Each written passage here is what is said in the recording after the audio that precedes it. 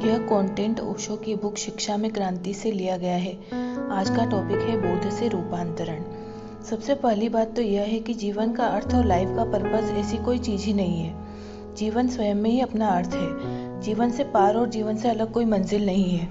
जीवन को ही उसकी पूर्णता में जीना जीवन का लक्ष्य है। साधारणतः बैलगाड़ी का अपने आप में कोई लक्ष्य नहीं है। बैलगाड़ी का पर्पस प्रयोजन किसी आदमी को कहीं पहुंचा देना है।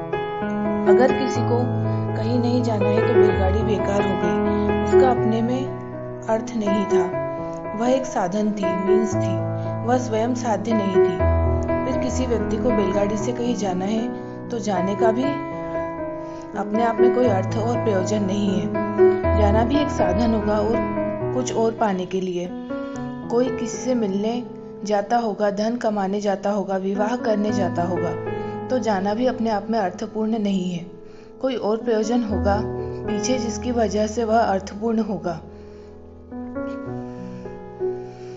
अगर हम जीवन की सारी क्रियाओं को खोजें तो हम पाएंगे कि प्रत्येक क्रिया किसी और चीज के संदर्भ में, किसी और चीज के रेफरेंस में अर्थपूर्ण है, अपने आप में अर्थहीन है। तो जीवन की सारी क्रियाओं के संबंध में पूछा जा सकता है कि पर्पस क्या है, लेकिन स्वयं जीवन के संबंध में नहीं पूछा जा सकता, क्योंकि जीवन के बाहर और जीवन से अलग कुछ भी नहीं है।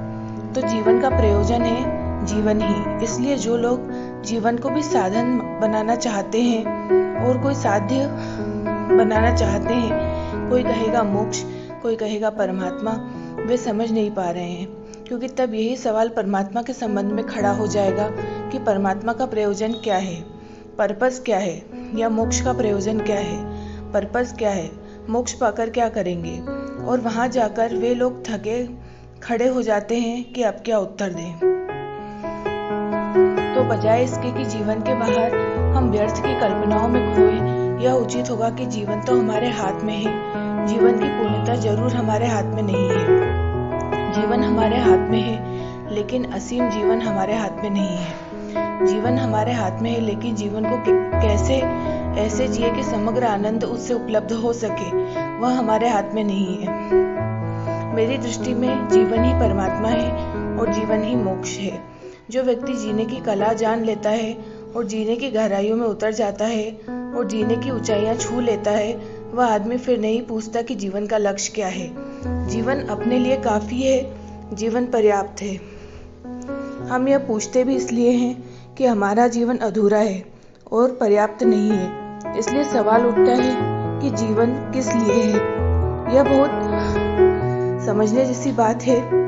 अगर एक आदमी दुख में पड़ा हो तो वह निरंतर पूछता है कि इस दुख का प्रयोजन क्या है, पर्पस क्या है, मैं दुख में क्यों पड़ा हूँ। लेकिन वही आदमी आनंद में उतर जाए तो वह आदमी कभी नहीं पूछता है कि इस आनंद का प्रयोजन क्या है, मैं आनंद में क्यों हूँ। आनंद में होते ही वह प्रयोजन की बात भूल जाता है, क्योंकि आनंद स्वयं में ही प्रयोजन है।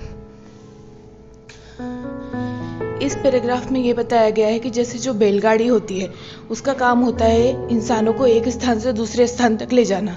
अगर किसी को कहीं जाना ही ना हो तो बैलगाड़ी का कोई भी यूज नहीं है। उसी तरह अगर स्त्री के पास गहने हो और वह रखे हुए हैं, वो उसे धारण ही ना करे, तो उनका कोई प्रयोजन नहीं है। जब वो उन्हें धारण करती है तभी उनका प्रयोजन सिद्ध होता है। धन्यवाद।